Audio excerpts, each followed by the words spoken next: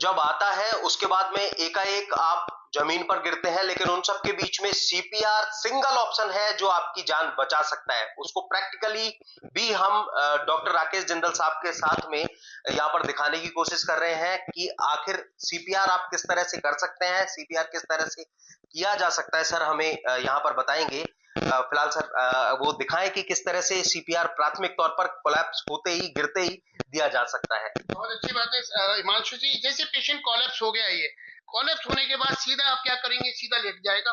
Pulse देख लीजिए, नहीं है पल्स, कोई मूवमेंट नहीं है, इसकी थोड़ा सा इसको कर दें, हेल्प लें।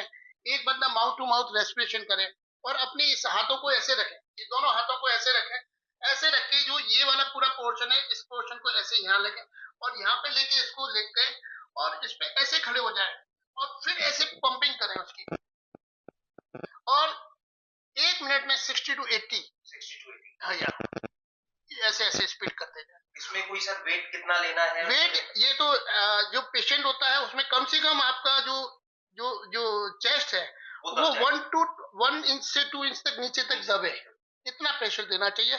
और प्रेशर देने के लिए आपको यहीं पे बेंड करना चाहिए, आपको ये नहीं करना चाहिए, ये नहीं, इसको स्ट्रेट रखो and then go like this. और आपका मानना ये है कि साइलेंट अटैक के केसेस में अगर ऐसा रहा तो 70% पॉजिटिविटी की जो है ये, अगर उसको कार्डियक एरिथमिया की वजह से डेथ हुई है तो, क्योंकि कार्डियक एरिथमिया धड़कन बिगड़ने से होता है। सडनली आप एक बार ऐसे थंब मारो, ऐसे मसाज करो, कई बार उसी से पेशेंट की कार्डियक रिदम नॉर्मल हो जाता है और पेशेंट नॉर्मल हो जाता है और हार्ट की कॉन्टिग्लिटी इंप्रूव हो गई, ब्लड प्रेशर इंप्रूव हो जाएगा।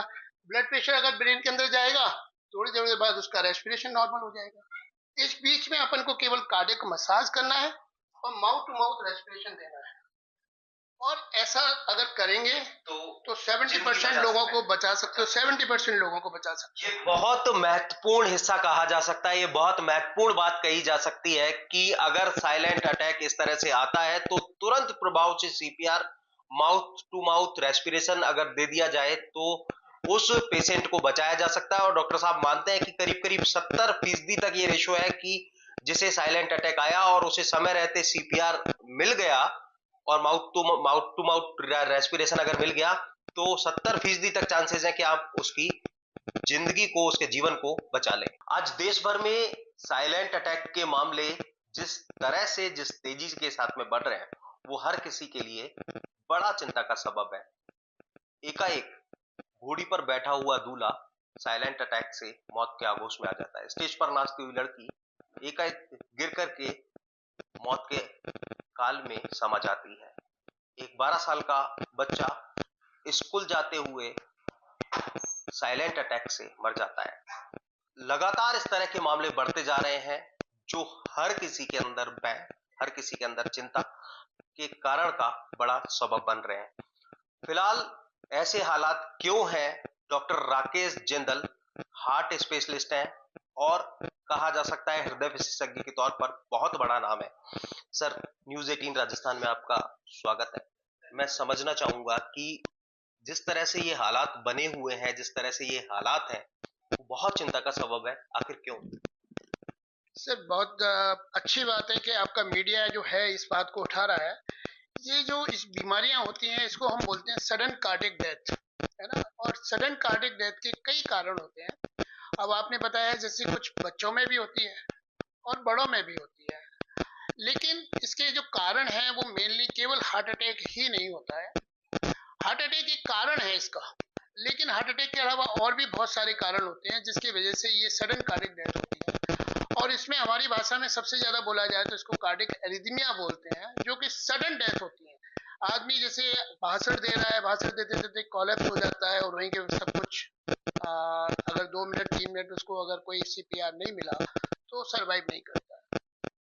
क्योंकि कार्डियक जब धड़कन बिगड़ती है तो उस समय आपका बिल्कुल बीपी डाउन हो जाता है। हार्ट की जो कॉन्ट्रैक्टिलिटी जो नॉर्मली होनी चाहिए, हार्ट इज द पंप, अगर पंप की कॉन्ट्रैक्टिलिटी नहीं होगी और ब्लड को फ्लो नहीं करेगा पूरे बॉडी के अंदर तो ब्रेन के अंदर सर्कुलेशन नहीं आएगा, और सर्कुलेशन नहीं होगा तो इमीडिएटली वो कोलैप्स हो जाएगा, बेहोश होकर गिर पड़ेगा और गिरेगा। और थोड़ी देर तक 5 मिनट तक अगर उसको ऑक्सीजनेशन नहीं ब्रेन को मिला है तो ब्रेन डेड भी हो जाता है। तो हार्ट के जो कारण है, सडन कार्डियक डेथ के जो कारण है, उनमें सबसे मेन जो कारण है वो है कार्डियक एरिथमिया। और कार्डियक एरिथमिया के कुछ कारण ऐसे ऐसे होते हैं, आपने देखा होगा एक पर्टिकुलर कुछ फैमिलियों में रन करते हैं सडन कार्डिक डेथ की, जिनकी फैमिली हिस्ट्री भी होती है। कई बार आपने देखा एक पर्टिकुलर फैमिली में यार उस पेशेंट को भी ऐसे ही हुआ, वो बाथरूम गए और वो कोलैप्स हो गए, पता नहीं क्या हुआ, है ना। ऐसे ही कहीं गाड़ी चला रहे थे, गाड़ी चलाते चलाते ऐसे एक्सीडेंट हो गया, वो तो बढ़िया थे, सडन उनको धड़कन बिगड़ी और कोलैप्स हो गए। तो जो सडन एरिथमियाज होते हैं उनके कुछ कॉन्जेनाइटल कारण होते हैं, जो पैराइसी कारण होते हैं, कुछ स्ट्रक्चरल हार्ट डिजीज होती है, उनकी वजह से they are prone to develop cardiac arrhythmias. आपने कभी कभी सुना होगा लोग दौड़ रहे हैं, दौड़ते दौड़ते कुछ बच्चे सडन डेथ हो जाते हैं, एडल्ट्स की सडन डेथ हो जाती है। उसके मेन कारण ये होते हैं क्योंकि उनकी कॉन्जेनाइटल एनोमली है, they are prone to develop cardiac arrhythmias. वो कभी अपन ने चेकअप कराते नहीं है, कभी अपना हार्ट का इको कभी कराते नहीं है, क्योंकि सिम्टम्स नहीं होते। गलती उनकी नहीं है, हमारे यहाँ पे नॉर्मल जो स्क्रीनिंग होनी चाहिए हार्ट की, और जो फैमिली टेंडेंसी होती है, जो लोगों को हार्ट के इन्वेस्टिगेशन कराना चाहिए, वो नहीं कराते। लेकिन इन सब के बीच में सर दूसरा सवाल यहीं पर आपके इन बातों से निकल करके आता है कि अगर कोई ये एज ग्रुप हो कि कोई 40, 45, 50 प्लस हो, लेकिन फिलहाल जो तस्वीर देखने को मिली है, कोई 12 साल का बच्चा है, कोई 18 साल का है, कोई 22 साल का है, 24 साल का है, 26 साल का, इस एज ग्रुप में भी ये जो अटैक्स है वो हो रहे हैं, साइलेंट अटैक से डेथ हो रही है। मैं आपको यही कहना चाह रहा हूँ, हर कोई हार्ट अटैक नहीं है। मैं इसीलिए कह रहा हूँ, आप 30 साल से ऊपर हो रहे हैं या 25 साल से ऊपर हो रहे हैं, आजकल हार्ट अटैक आ रहे हैं, नो डाउट।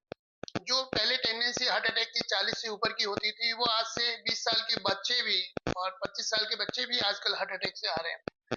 हार्ट अटैक के सडन कारण के तो अपन को पता ही है, अपनी लाइफस्टाइल बहुत बेकार हो गई है, एक्सरसाइज बहुत कम हो गई है, खाना पीना बहुत गड़बड़ हो गया है, अपन अपने वजन बढ़ाते जा रहे हैं, ओबेसिटी बढ़ती जा रही है, धूम्रपान बढ़ता जा रहा है, और भी अलग एडिक्शंस हैं जो अपने बच्चों में बढ़ते जा रहे हैं, चिंताएं बहुत बढ़ती जा रही है, स्ट्रेस बहुत बढ़ता जा रहा है। तो ये सभी जो मॉडर्न कारण है हार्ट अटैक के, वो है सभी के, सभी को पता ही है।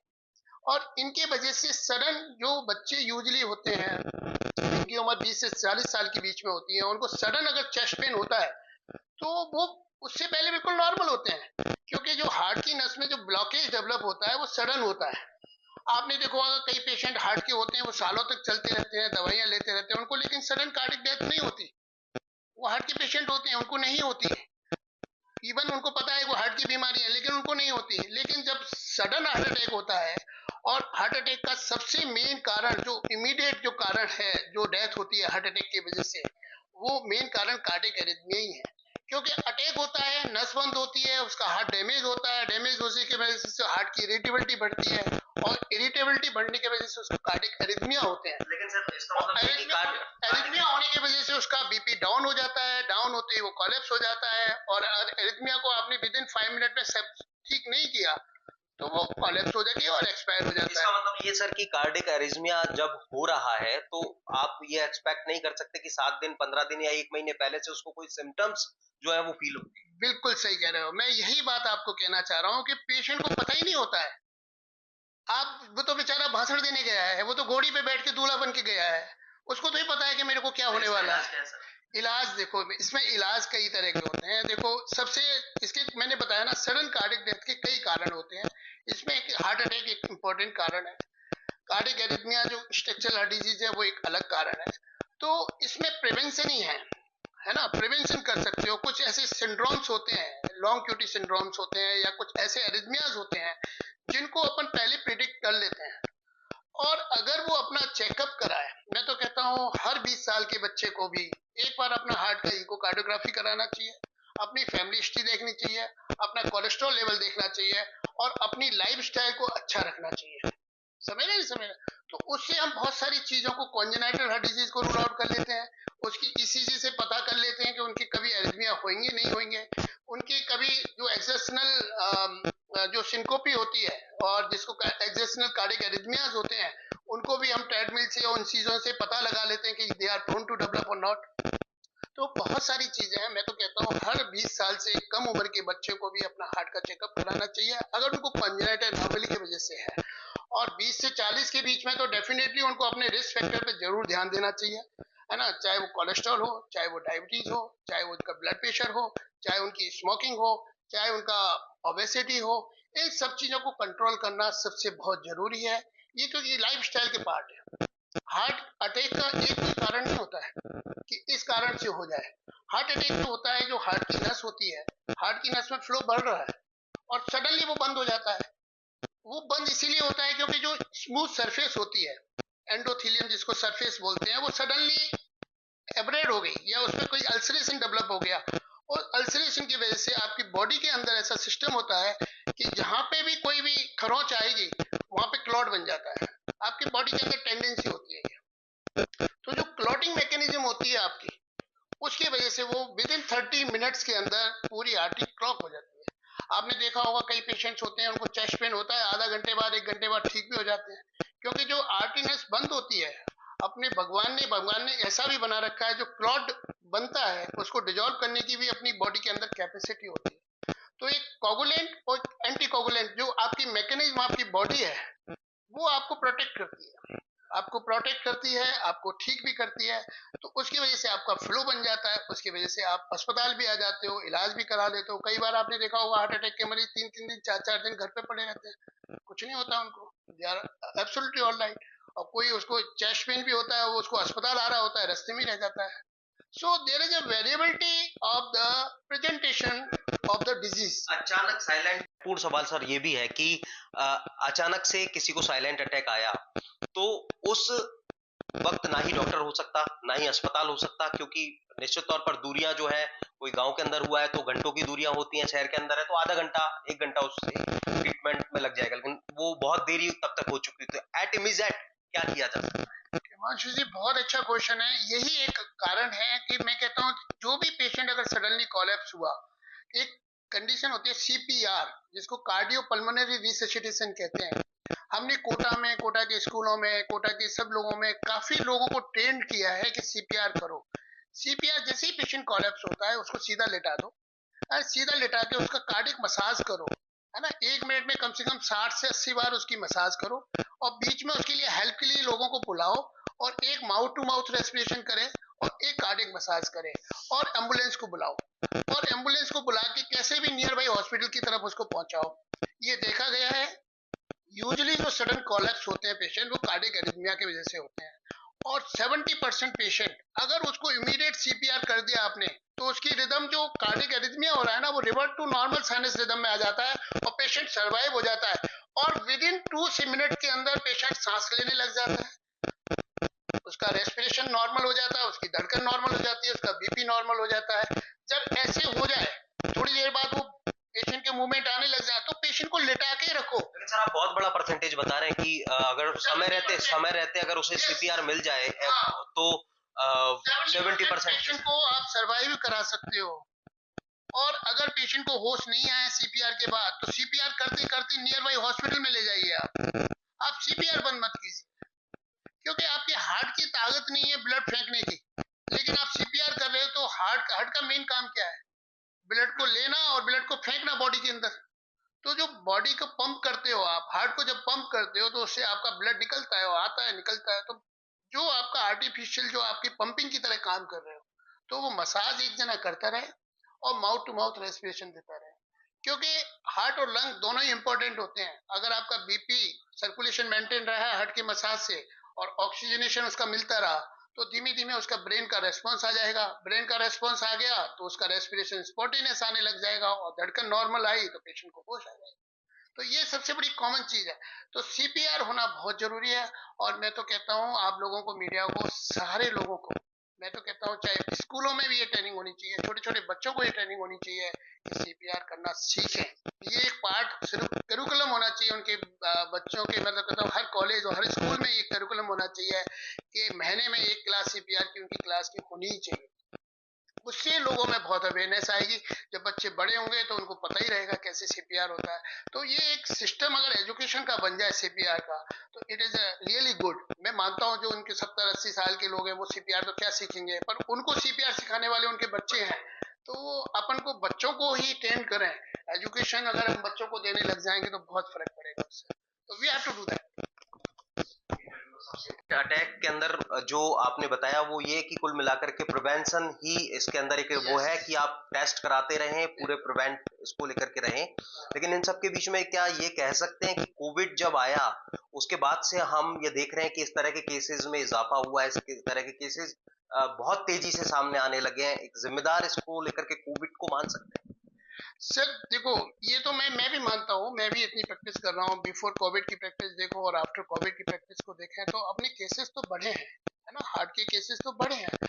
अब ये रियली कोविड से है नहीं है, कोई प्रूवन कुछ भी नहीं है। पर ये देखा गया है कोविड जो इन्फेक्शन था उससे कोवुलेंट एक्टिविटी बढ़ी थी लोगों की, लोगों के अंदर हार्ट अटैक की कैपेसिटी बढ़ी थी, लोगों के अंदर स्ट्रोक बढ़ा था, तो उनमें कोवुलेशन मैकेनिज्म हुई थी। इवन जब कोविड के पेशेंट थे तो हम एंटीकोगुलेंट देते थे उनको, हेपेरिन का इंजेक्शन देते थे उनको, ऐसी दवाइयां एंटीप्लेटलेट्स देते थे जिससे उनकी जो खून जो गाढ़ा करने की ताकत थी उसको पतला करने के लिए हम दवाइयां देते थे, और उससे पेशेंट ठीक भी हुए थे। लेकिन उसके लॉन्ग टर्म इफेक्ट है या नहीं है, वी डोंट नो।